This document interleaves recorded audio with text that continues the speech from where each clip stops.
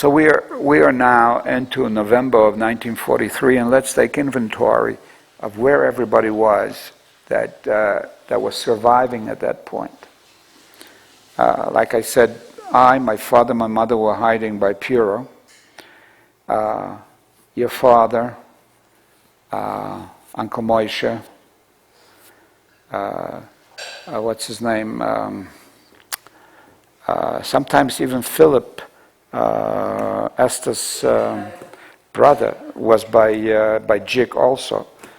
Are they at Jik now, my father? By Jik. At this point, he's by Jik now. It was Uncle Moshe, and Uncle Nathan and Esther are there sometimes, and another time they're by another, in another hiding place that I don't know where it was. And where your mother was, I do not know neither at that point. She was in a barn. Okay. And so we are going along, and as far as I'm concerned, that's all I knew where it was. There were some other people hiding in Tarzimach. Tarzimach. There was a nice man there who was helping out the Jews, and there were some Jews hiding there, and at times my mother was hiding there as well. My sister might have been there for a little while. Perhaps from time to time, Uncle Nathan was there with Aunt Esther. I don't know precisely how often or when they were going to Tarzimach, to this man there. But I, at one time in 1943, hid in the fields by him also, but only for days. It wasn't a duration of time. At any rate, at this point, winter is in full swing in Poland, and that's the hardest time to hide out. And New Year's 43 comes along. I remember wherever my mother was, but Dad was with me, and he said that he was going to go get me New Year's 1943. He was going to go get me goodies from the Gentile people around. And I told him, but they're liable to kill you. He says, no, I think they will not kill me. And he left me by myself, which I must admit was scary to be by yourself in this hiding place. And he took a big bag, a big, not a little bit, but I mean a big bag, And he said, I'll be back. And he left, and time was standing still for me. I can't tell you just how long it took till I finally saw him back. And what do you think? He brought a bag full of goodies, white bread, cakes, cookies. People in Poland bake for Christmas tremendous things. Even during the war in 1943, with the shortages that were prevailing, somehow they found the ingredients to bake these kind of cookies and all sorts of things. And my father brought a bag full of those goody things, including butter. I hadn't eaten butter for God knows how long, And he came back, and I was very happy. And of course, there was good food to eat for maybe a month. But there was just an episode in this thing. How he got it? He went from house to house where he felt it was safe, and they gave it to him. And so he brought it back. And like I said, it was the hardest time for me because it was kind of so hard to get by the day. I didn't have what to do, but my father then improvised this learning system for me where I had to do a certain amount of ABCs and a certain amount of Aleph Bais and a certain amount of addition and multiplication and all that. And that kept me busy a little bit. I also used to talk to my father, and I used to ask him, why is it that just because we're Jewish, they're trying to kill us? And my father used to say that there's lots of people that hate Jews, especially in Poland and the Germans and all that. They said, there's a land called Palestine, Israel. And he said that eventually the Jewish brigade is going to come here and the Jewish, yes, there was. The Jewish brigade is going to come and liberate us. And they're going to come on gray horses, big gray horses, he said. And you know, I believed him. At some point later, I have to ask you if you know one of the commanders of the Jewish brigade was named Palestine. Yeah, but he's not a cousin of ours. And you know what? I was thinking about that all the time while I was hiding, and I was dreaming of the day where the Jewish brigade, the Jewish soldiers were going to come and things were going to be different. I dreamed about so many things, how I was going to go and bring justice in this village where we were now hiding. I knew so many people there that were collaborating with the Germans, and I was going to go get them. I was going to show them to the Jewish soldiers, and they were going to give justice. Well, at any rate, we were hiding in there, and sometimes in January, I believe, maybe February, some news I wanted to hear came. And what did I come and hear? My father said, and I didn't see him for a whole night. Then when he came back, I asked him, where you been all night? He says, we carried out a sentence. What did you do? He says, you remember who took Anne Branche to be killed? Because Anne Branche was caught by this Janek Radetzky. That's the son of the man we lived by, and another man whose name I don't remember. The two of them took her to the police station and shot her on the spot. That was way back in 1942.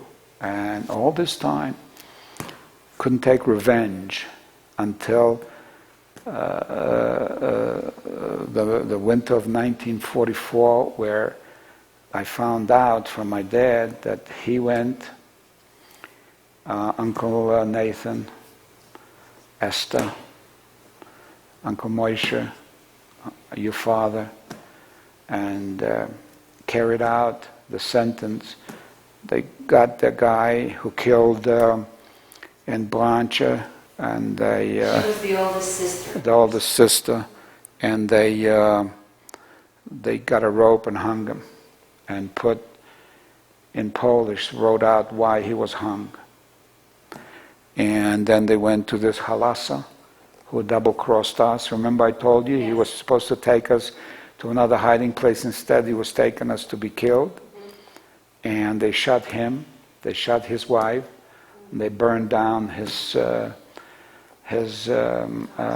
house. Now, they meant to kill him, they didn't mean to shoot him, but by luck, the two of them survived. They didn't shoot good enough, and both of them survived. Now, just as soon as that happened, I must tell you that the whole attitude in the village vis-a-vis the Peltz clan, kind of, shall we say, I could have walked out and nobody would have hurt me. I could have walked out during the day and none of them would have hurt me after this happened, because when you give punishment to people, they take it to their head.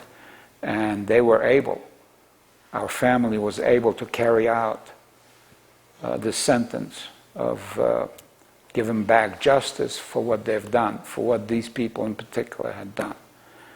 And after that, it became eased up as far as the security situation for us in that village. Okay? And nothing unusual was happening. I'm still laying in there. And comes March of 1944. Now we are into 44 now. And I tried to stand up on my knees, and I can't. And I tell my mom, and she tries to stretch my legs. I can't stretch my legs. I lost my voice. I can't talk anymore. And my mother then says that I can't continue like this. She has to get me outside of the hiding place, try to find me a place where I could be on the outside and try to recuperate from all these problems I'm having. Something happened with my head and my hair. I got sick with that, and I know my mother got some sort of a drugs and stuff and put on it and all that. All sorts of stuff happened to me. And the worst part, I couldn't walk. Now, while this is happening, there was an uprising in Zabibor. You heard of that. And Philip brought with him, with his brother, lots of gold that he was working, and then when they all ran out, they took a lot of gold with them. And they came back to our place, and they got in touch with my mother. And they wanted a place to hide too. And my mother, of course, gave them a place where to hide. And she asked them, would he give some gold pieces so she can find a place for me to be on the outside? And she had a family that would take me. A family meaning an old, well, it's not an old, it was called a grandfather and a grandmother like. I mean, they weren't my grandfather, but they were old, like grandfather and grandmother. They would provide a cover for me, and I would be on the outside and with them. And my cover would be, my name was Edward Andrzejewski. That was my name. And I'm an orphan from Zaboga, a different part of Poland. I don't know where my mother and father is. And I was referred by a priest, and they took me in. But before all this could be done, and of course my mother gave him the gold, I had to go to Tarzimach, okay, and get myself to a point where the reason I lost my voice is because when we used to talk, we used to whisper, like, what do you want? What do you this? What that? And when you do that for a period of time, and you are a kid, you lose your voice. You lose your vocal cords. You lose the use of the vocal cords, right? And the reason I lost my use of my legs is because I didn't stand up. And after 4 months of that, I lost my use of my legs. Muscle, which I never recovered. That I really never recovered. I was never as speedy as I was when I was before that. But after 2 attempts, my mother succeeded in dragging me down from the hiding place and dragging me until she took me to Tarzimach. It took me all day to get there. And this man, whose parents gave me that hiding place on the outside, the cover, he kind of tied me up to a wagon, and he would drive the horses, and I would have to run. And by doing that, I built up my muscles so I could walk in a decent fashion. And everybody was after me to talk out loud. Now, when I got to Tarzimach, which was maybe beginning of April of 1944 already, for some reason, there was optimism that the Russians were coming. And when I got to Tarzimach, Aunt Esther was there, Uncle Nathan was there, Yosali was there, by the same man. Of course, my mother was there. And after a week of getting through all this, he took me to his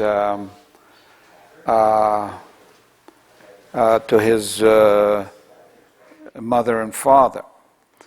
So I came there, and I was you know, the grandmother and grandfather knew who I was, of course, and it was all prearranged.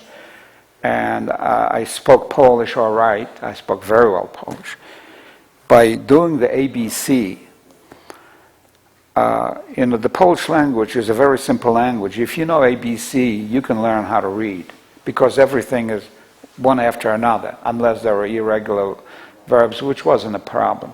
So in effect, I learned how to read by doing the ABC while I was hiding there. So they showed me what to do. I had to feed the pigs, had to take the horses to pasture, had to take the two cows to the pasture, and milk the cows, you know, everything that was necessary I was doing. They had this grandma and grandpa had another son, and I used to sleep with him in the barn, not inside the house, because they were afraid just in case somebody comes at night and tries to threaten me or something like that. So I used to sleep with him in the barn, but pretty comfortable, you know, not like cramped up and things. It was like freedom for me. And here I am now, working on the outside, and here's April goes by, and here comes May, you know, and I'm working away with these pigs and the thing, and Sunday I'm going to church, and the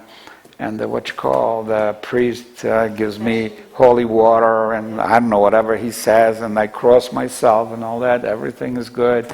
And he keeps asking me, where's your mother and father? And I keep telling him they are there, I don't know where they are, in effect I'm an orphan, and this and that. And I'm Edward Andrzejewski, a real Polish name. You can't have a better Polish name than Andrzejewski, you know. And everything is going good for me, you know. Then June comes along, you know, and a lot of ladies are standing there near with this lady that I'm, you know, grandmother, shall we refer to her as, you know, this incident was kind of funny and dangerous incident for me, really, because nothing unusual was going on, because I wasn't in touch with anything, you know. And I'm carrying 2 buckets of milk, and there were maybe 4, 5, 6 young ladies meaning women maybe 30, you know. And they turn around and say, hey, Eddie, come here, we want to talk to you. So I turn to you know how to read, yeah, right? I say, yeah. Now, I didn't know, I read for them the newspaper a few times weeks before that, and I hadn't realized that that was going to give me away in some way. It was unusual for a kid my age in the villages to know how to read. Unusual, okay? Because they just didn't know how to read. So the lady says, you know, you look too smart to be what you say you are. You're from Zaboga. This, I think we're Jewish. We think you're Jewish. The only way you can prove it that you're not Jewish, if you let your pants down, we see if you're circumcised or not. I'm holding the milk like this, and I was thinking for a moment, and before I even think, the grandma says, oh, you ladies are after a young boy? You want to demoralize a young boy? I'm going to tell your husbands about this, that you want a young boy. So the ladies say, no, we don't want that. We don't. Oh yeah, well that's what it is. and she says to me, go ahead, Eddie, you take the milk in the house, don't pay attention to these ladies. These are silly ladies. You know, they're envious. Yeah. And that went by, and I was so happy. What in the world was I going to do here? You know, I couldn't think even fast enough. What in the world to do? How do I get out of this one? You know, because they were challenging me to take my pants down, and that went by and never came back again. They never bothered me again. And June is going, and suddenly one afternoon I brought back the cows, and what do I see? Everybody runs on his side, and they come over and say, Germans are coming. I take a look, maybe 20 Germans are coming. And, they say, Wasser, Wasser, Wasser. Now, I know what Wasser meant. Wasser means water. And they want, wir wollen Wasser. Now, I'm not supposed to understand that, right? But I do understand it. So I tell one of the ladies, go get water. She says, well, how do you know they want water? They're going to kill us. I say, no, they want water. Don't you know Wasser? And don't you see he's taken out a canteen? What do you think he wants? He wants Wasser, means water. It can't be nothing else.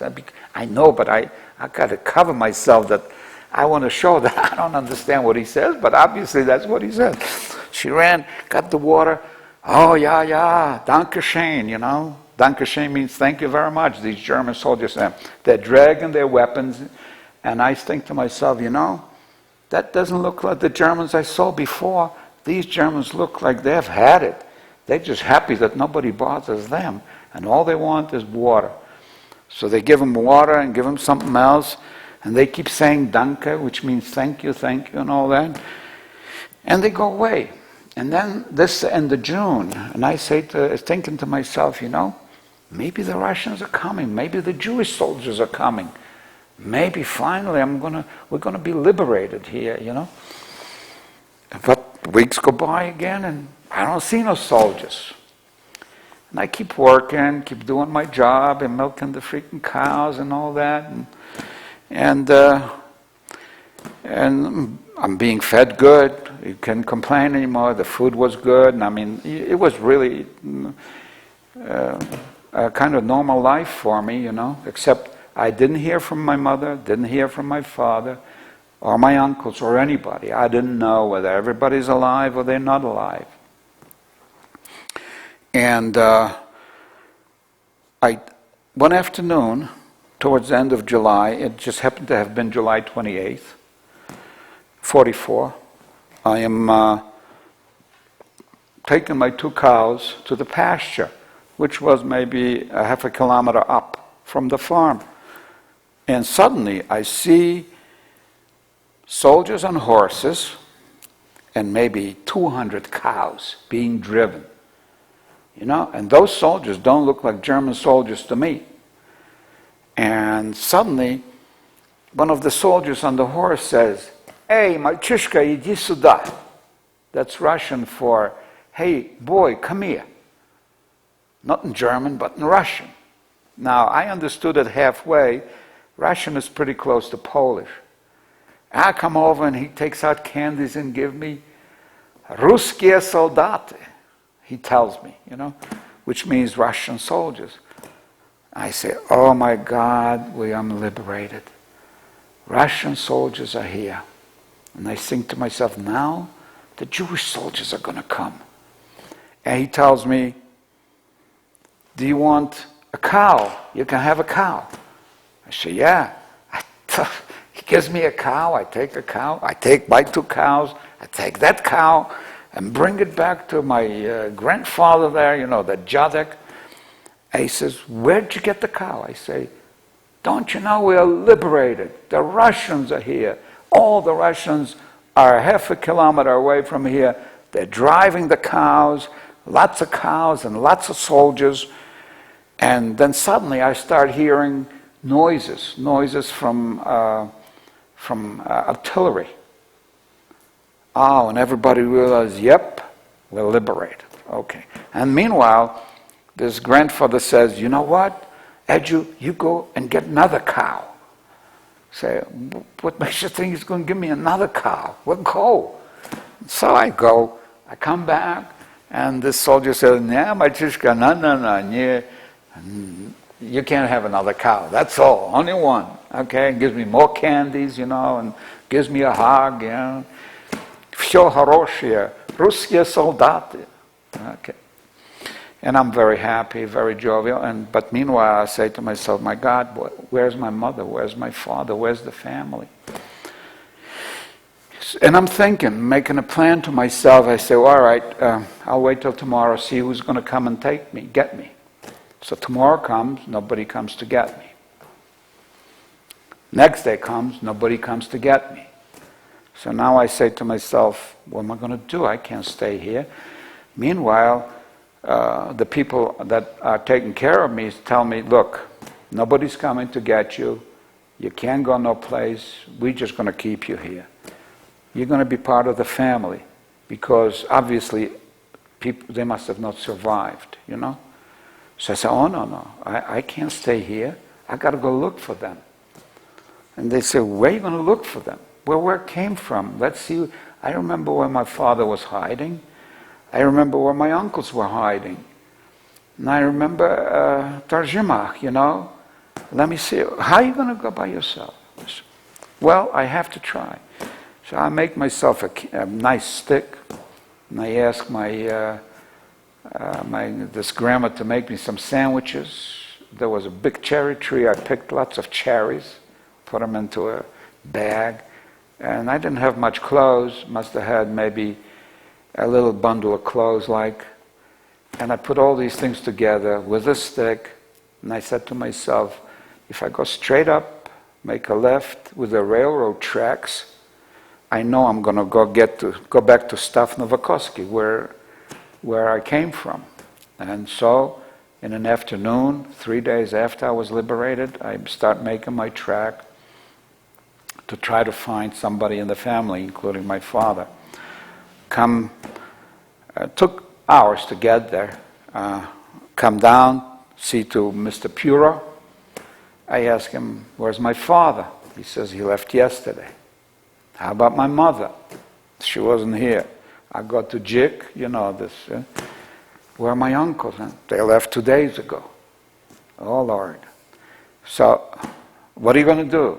No, I don't know what I'm going to do. I'll do something. Meanwhile, I'm making myself a plan. Well, let me check out the people that the Jewish brigade I'm going to show to that were collaborating with the Germans. So I'm going to go see them, tell them what's going on, tell them what's coming to them. And I go to one house, I ask him, where's your husband? He's not here. Why are you looking for that? They knew me, you know. They greeted me and all that. Shloma, you know. Why are you looking? Because now he's got to pay for the crimes he committed against the Jewish people and collaborating with the Germans. And she gives me a story. No. This is what it is. All right, I go to the next one and so on. The same thing, okay? All afternoon I'm going and spreading the justice clause here, you know. Nobody hurts me. 11, 12. And now I'm 11 at this point. And then I go all the way down to Mazurechik, and I ask, is there somebody there? No. And the kids greet me. You know, their kids were very friendly with me. You know, greet me. I go over to the what you call the guy that horses the shoes. And he sees me, oh, very nice. He says, if you have no place to go, you can stay with me. I'll teach you how to be a horseshoe lacer and all that. You can stay with me. I know you since you were born, you know. You know, all that kind. Everybody's offering me to stay and all that. But I decide, let me go to the Mazurechiks, you know, that family next to where Grandma and Grandpa's house was, right? And spend the night there. And I come in there. And these Mazurechiks were very poor, but they shared the supper with me. I mean, they gave me whatever they had, and they asked me, do you want to sleep in the house, or do you want to sleep in the barn? I still had my stick and that. I said, nah, I'm going to sleep in the barn.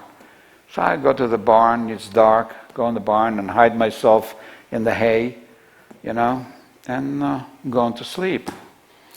Going to sleep. Suddenly somebody hits me. I walk up, Uncle Nathan stands in front of me. He says, Yossele was with him. He tells me, why didn't you stay where you were so we could have picked you up? Your mother is looking for you, your father is looking for you. Wait, 3 days it took and nobody came to pick me up. Why didn't you pick me up? Well, never mind, you should have stayed there. And not only this, why did you go to these people and tell them that you're going to bring them justice and they're going to all get punishment. Do you know what's going on? I say, what's going on? You're going to be killed.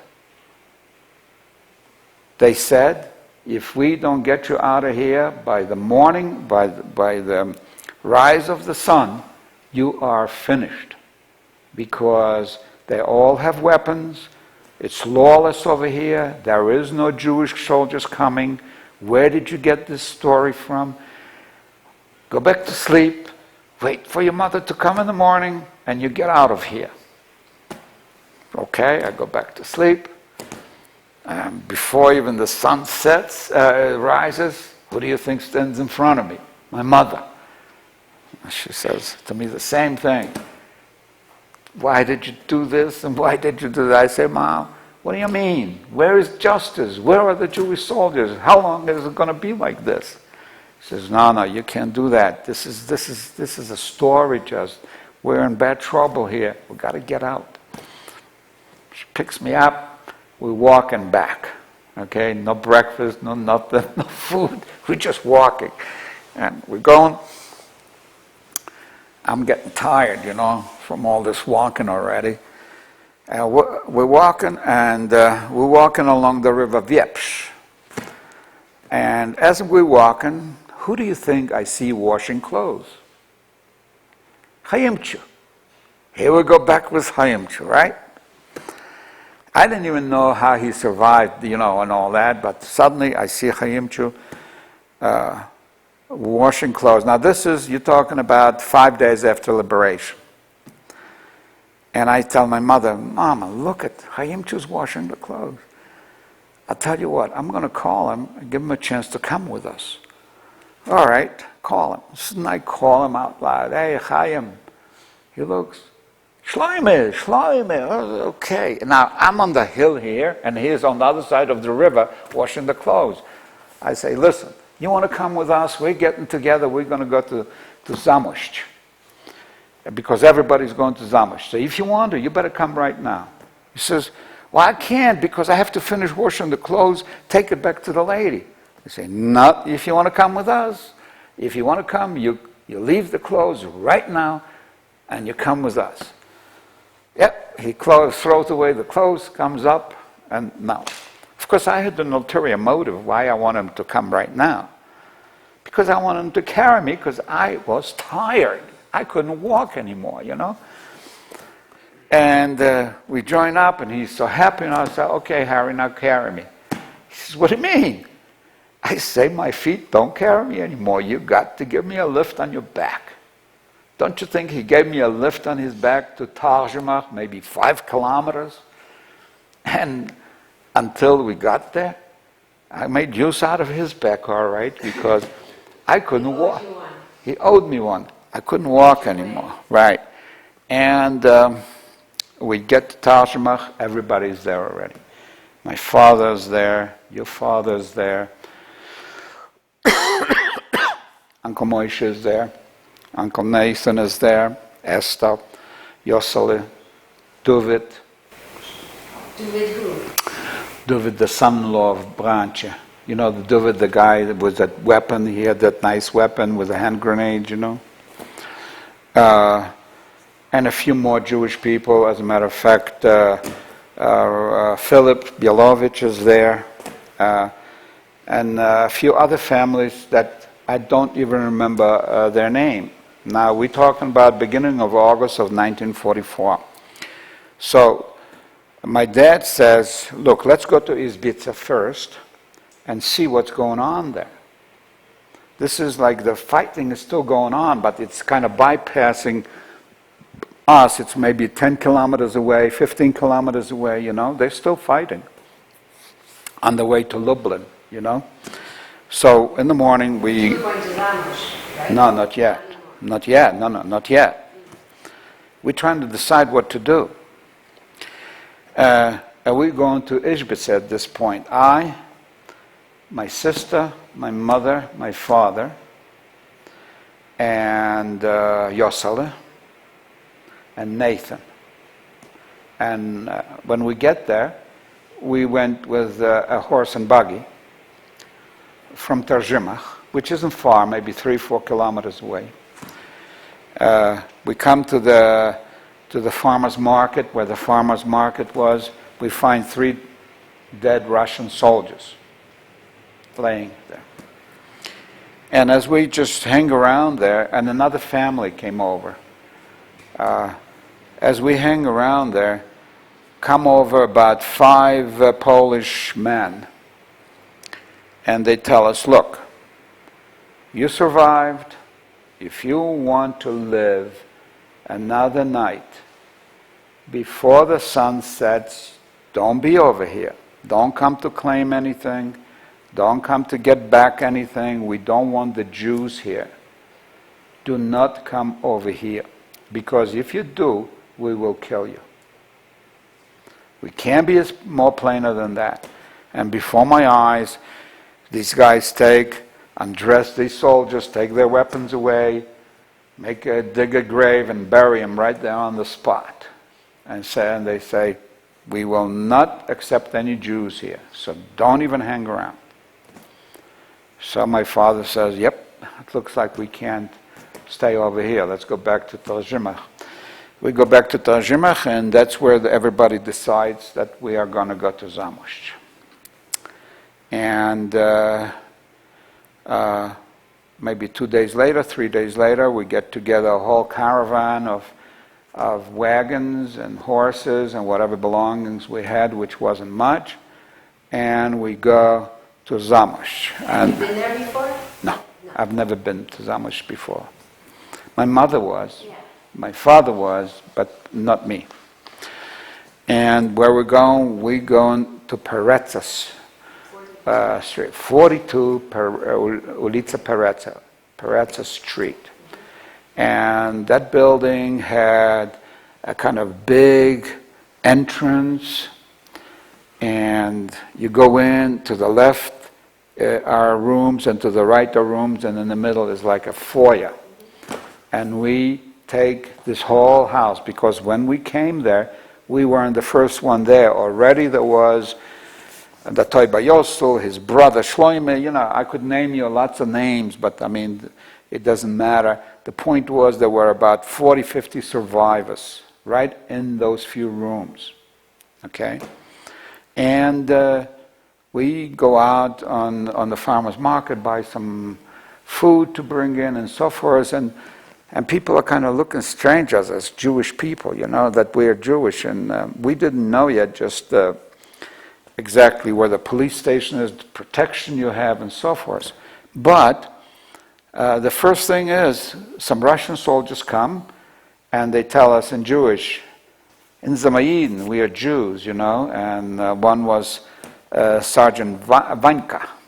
He was with us almost throughout the whole stay in Zamość, and he had some more soldiers with him, 90% of which were Jewish, and they undertook for our safety. Nonetheless, about 5-6 days later, 2 hand grenades were thrown into Peretza, and they were trying to chase us out of there, but we wouldn't go, and more Russian reinforcements came in, police and so forth, and they secured the area, and we stayed there. I have a question. I don't know if you know about this story. My mother and my father, I think, told me at some point that my father tried to get some Russian soldiers to agree to fly into Israel, and he got locked up, and my mother had to find him. You know? I don't know anything about that. I really don't know about that. I can't comment on that at all. What I know is this, that now that we established ourselves on 42 Peretza Street, we all lived there together. Your mother was there too, okay? And I mean, it was like a kolkhoz, meaning, hey, everybody lived all over the place. And if 6, 8 people didn't sleep in one room, was very nice, And we had a fortune of Russian soldiers there, and maybe 10 days later, Jewish soldiers from the Polish army started to be stationed in Zamość, and they came to look for Jewish people, okay? And they came to visit us, and we got a good feeling on this, okay? And we hung around like that for maybe 8 weeks. Now you're talking about August, now you're going into September, and 1944. And things were uneventful. For me, I was the only Jewish kid around. My sister was a big girl at that point. I was 11 years old, and Rose was almost 15 already. As a matter of fact, she turned 15 July 1. So she was kind of a big girl already, and there were some young ladies her age, so she had some friends already there. But I was all by myself at that point. What did I do? I used to go to the farmer's market, and I used to kind of look at these things. And the biggest thing I wanted to do is I wanted a pair of shoes. My shoes were wooden shoes, and I didn't like those wooden shoes. And I was looking, where could I get a pair of regular shoes, you know? I looked in the window, I found a pair of regular shoes. But now you got to have money to buy it. Now, we didn't have much money, but a few weeks went by, and you know, the first thing is, I shouldn't say we, my father and my mother and Chaim Chu and your father and the whole family starts black marketeering, you know, buy on the black market things. And the hot item was to buy thread. For some reasons, thread was the highest, the best item. You bought it, you sold it real quick and make a profit. So pretty soon I saw my parents were giving me money to count, because I was always counting the money, you know, and I'm putting it away where they told me to put it away. And I saw we had quite a bit of zlotus, and I said, hey, how about this pair of shoes? I'm looking over there. And my mother used to say, no, we're not ready to spend money for shoes yet. But I used to be so persistent until finally they bought me the shoes. And that was the biggest price that I could have gotten in August of 1944, is this leather shoes. It's the first time I wore a pair of leather shoes in about 3 years, you know. And that was the high point after liberations, getting those shoes. And then, of course, I used to hang around with the Russian soldiers. I made a good rapport with them. I used to be the in-between the Russian soldiers and whatever they wanted. They wanted vodka. I would go get them vodka, and they would give me gas or something like that, and I would carry that gas to them. And in between, I would make some money. I would buy myself ice cream and candy, and I had money in my pocket at this point. You know, I made my money, and I spent a good time with the soldiers. They used to sing. I learned Russians. I learned how to speak Russian with them. It took me maybe 4 or 6 weeks, and I spoke pretty good Russian. I learned the Russian songs I used to sing. It was pretty good times for me in 1944, August, September. And of course, now at this point, everybody was looking for an apartment in Zamość. And it wasn't easy to get an apartment. Finally, one lady came from the Russian army, a Jewish lady, and she was pregnant. I don't know how the hell she got pregnant, but she was pregnant. And being pregnant and being from the Russian army, she was entitled preference to get an apartment. And somehow an apartment developed at 17 Oromyanska, which was just 2 blocks from Peretza. And she got hold of it, and with her came along another Gentile lady, a blonde Gentile lady. In my estimation, she might have been maybe 40, 45 years. She was a pretty nice-looking lady. So this pregnant woman and this Gentile lady and me and my sister, my father, my mother, and Uncle Nathan and Aunt Esther and Chaim Chu all moved into this apartment. This apartment must have had 1, 2, 3, 4, 5 rooms. And we all kind of made to sleep. I was sleeping with this lady, this Gentile lady. She always told me, call me aunt, you know. I am your aunt. Chochit for your chocha, you okay? And this lady that was pregnant, she had a little room for herself. The war wasn't over by far because there were air raids yet coming, even on Zamość, German air raids and all that, but we felt pretty close. Yoseli was drafted into the army, with Bielovich too, and you know what? He escaped from the army. 2 weeks later, I see he's back. I said, what the hell are you doing? You're supposed to be in the army. I'm not going to the army there because they're harassing me, and somehow he disappeared. He found himself a girlfriend, and I didn't see him. Meanwhile, your mom and dad found an apartment someplace there, and then and Nathan and Esther stayed with us. And now we're towards October of 1944, perhaps November of 1944, and you know what? Things are going pretty good in terms of black marketeering. We're making money. Everybody's making money. And we are accumulating a little bit of money. Now, I tried to register to go to school, but school said they don't take Jewish kids. No Jews can attend school. Now you're talking about after the war. I mean, not after the war, but we're liberated, right? And the school in Zamość will not accept me because I'm a Jew. Okay, so my father and my mother find me, a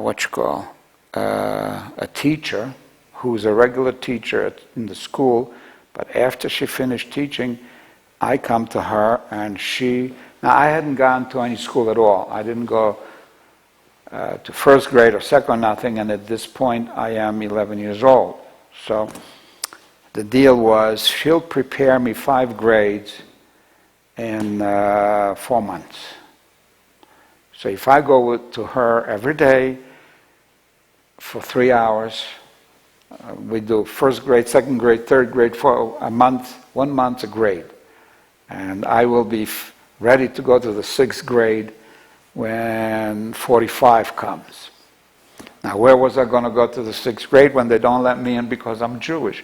But at the same time, I figured, well, let me go to private school. It's like a private school where I'm the only student and I'm learning pretty good all that stuff, And she grades me and she gives me 100 all the time. Maybe because I knew it and maybe because I was paying. But it was fun. And I couldn't go there. I couldn't walk there just like that because it's not so simple. I'm trying to show you how belligerent the Poles were. Even at that point, I was walking. As soon as I walked past where we lived, Ormiańska Street, and past the movie that was at the tip of Zamość, of old Zamość, these Gentile kids used to accost me, either A, start fighting with me physically, or B, throw things at me. And it was almost impossible for me to get to the teacher, who was maybe 2 kilometers past Zamość. You had to go. So I came back and I told my mom and dad, this is a tough deal here. How could I had to be fighting every day with this. So my mother said, well, you don't have to do that. We're going to get you a britchka. A britchka is like if you look at the cowboy movies, that there was a nice wagon there, with a thing, with a back seat on it, and it was very nice, So I used to get one of those, and the driver would take me there. He would wait 3 hours and bring me back, and my father would pay him for as much money as he would make taking people around for this time. Because after 2 months of being liberated, we did have money already. I mean, not God knows, but I mean money, we were okay. So that's the way I was driving up there. It was kind of prestigious to go that way. Nobody else drove. No other kid was being driven to school like that. And the guy was waiting and take you back. Limousine. Like a limousine. What was Zamość like in numbers before the war? In other words, Jewish And Zamość, before the war, had a total population of approximately 30,000 people, of which 15,000 were Jewish and 15,000 were Gentile. Most of New Zamość was Jewish and Old Zamość was Gentile. Now we lived in the Old Zamość, which really the Old Zamość was much more beautiful than the New Zamość. You know, it was... The water didn't run? Park? Piazza, you know. Yeah, the park around there and all that. I mean, Old Zamość was a beautiful town, very beautiful. You had a gymnasium, you had zoological garden and stuff like that. But of course, most of the Jews were killed from Zamość. Of course, there was... So when you were there with, let's say, the group of family, what did you represent? Just a tiny bit. Now wait a minute. As the months grew, more people came. Locale. No, not only from that locale, but from Russia as well. Jews started coming back from Russia, and one of those being Aunt Polly. Now this is where Aunt Polly comes in. You see, in October of 1944,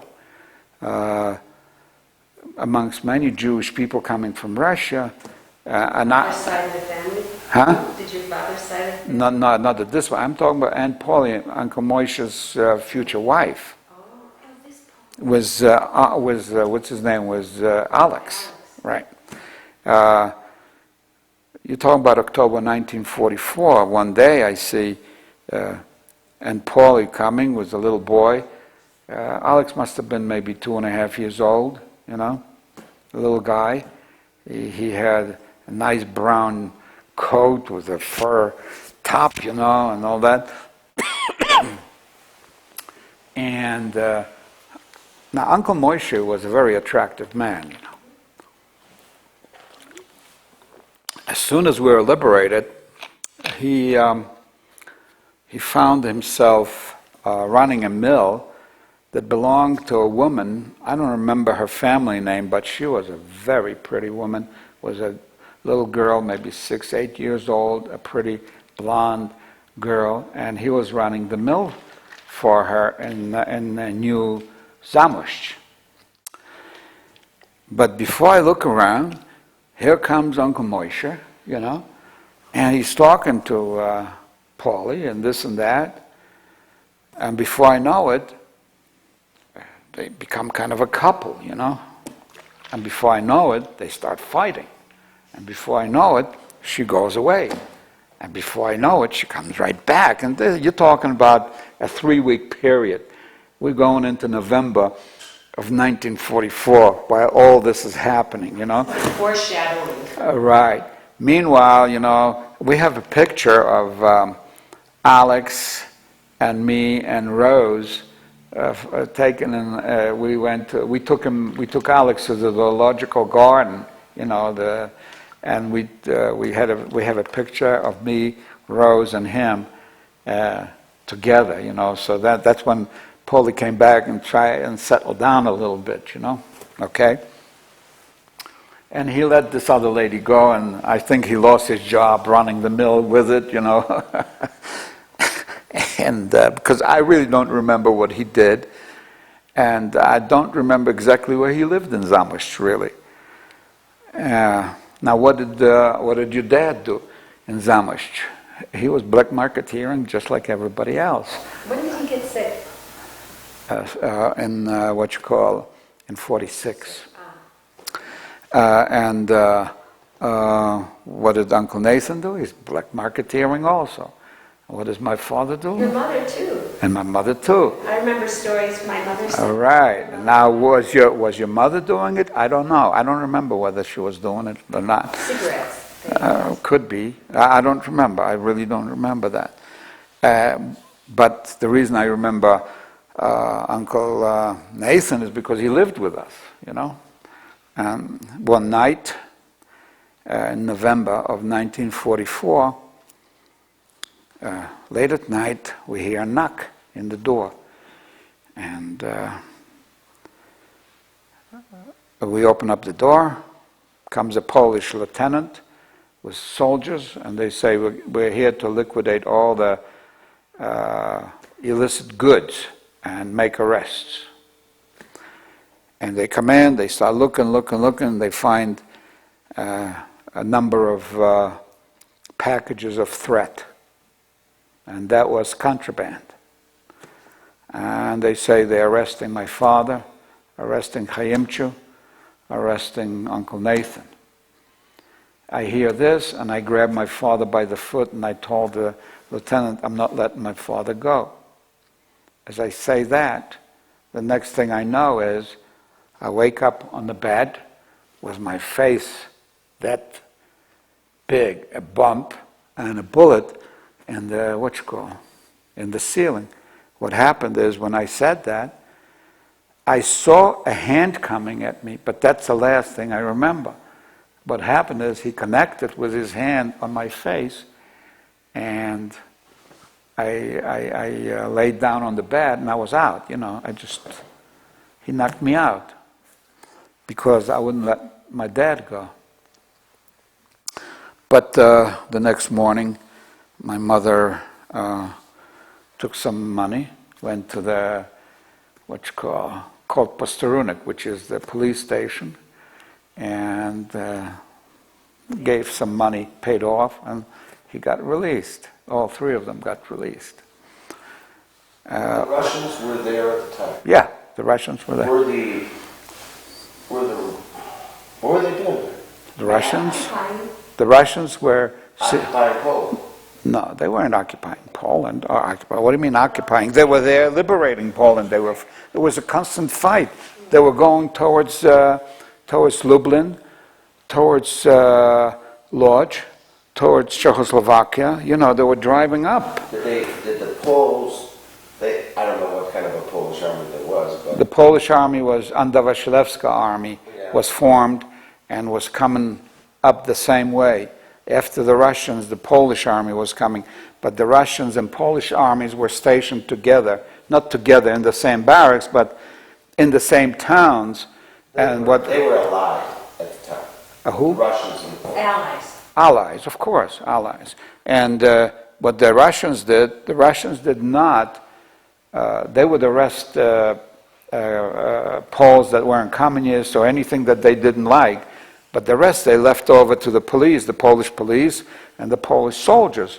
And they were also patrolling their own people. They had a lot of soldiers who would desert, and they would pick them up, So that's what they found. They weren't really occupying anything, and the supplies were going day in and day out, day in and day out. You had thousands of soldiers moving up to the front, up to the front. This contraband? Who? The Poles? The Poles? Yeah. What do you mean? They wanted, especially Jewish. They didn't go after Gentiles that were doing contraband. They only went after Jews because they hated Jews. Even after their liberation, they hated Jews. But that came to a stop also in Zamość anyway, because, first of all, through the Red Cross, we got a letter from Uncle Joe. You know Uncle Joe from Paris, right? I thought he was in Siberia. He was in Siberia under arrest. Okay. Stalin, right? Right. He was a communist, big communist. And in 1943, when Anna Wasilewska formed the Polish army, all Polish citizens that were incarcerated had an opportunity to buy their freedom out by joining the Polish Anna Wasilewska army and pledging loyalty to communism. And of course, Uncle Joe didn't have to be pledged. He was a communist, so right away, boom, he volunteered and he got a rank of colonel, and he was a political commissar in the Polish army. And we got a letter from him looking for us through the Red Cross, and the letter came, and we wrote back to him, and he got some kind of a furlough somehow, right in the middle of the war yet, because the next thing, we see him jumping time element a little bit. We see he comes in March of 1945, right? And the war didn't end till May 8th, May 7th, May 8th, 1945, right? And he comes and sees us, and he comes in full uniform with everything and with a gun, and brought a lot of gifts for me and for Rose and all that, and comes to where we live, 19 Oromyanska Street, and everything is so beautiful. Everything. Meanwhile, we're doing business and everything is good, you know, black marketeering, and what you call. We go to sleep, of course, and what do you know? There's another bang, you know, and I tell my uncle, you know, there's the police coming to raid our apartment again. They just raided it 3 months before that. Oh yeah, he says, okay, he dresses, puts his uniform on, and he tells them, wait 1 minute, I'll let you right in. And when he's ready, he opens the door. In comes the lieutenant, and he sees my uncle, the colonel. He salutes him. He says, my uncle says, what are you doing here? And he said, we made a mistake. We went to the wrong building. No, you didn't make a mistake. You were here 3 months ago, and you harassed, blah, blah, blah. You know, he gave him the whole thing. The first thing he asked him, are you a communist? Do you have a communist membership card? And he shows him his power, you know, I don't have it. How could you be a lieutenant when you don't have the... that you're a member of the Communist Party? He says something incoherent and all that. So my uncle tells him, all right, turn around, you go back to your your police station. I will be there tomorrow morning. You be there in front of your commander. I want to know what's going on here because everything is wrong here. And sure enough, my uncle goes there, and sure enough, he rips off his lieutenant's bars, and his commander begs him not to make any more things, and he lets him go. And after that, there's no more problems. They let all of us just do business, no problem. We're skipping element of time here, you see, but just to tell you how influential he was.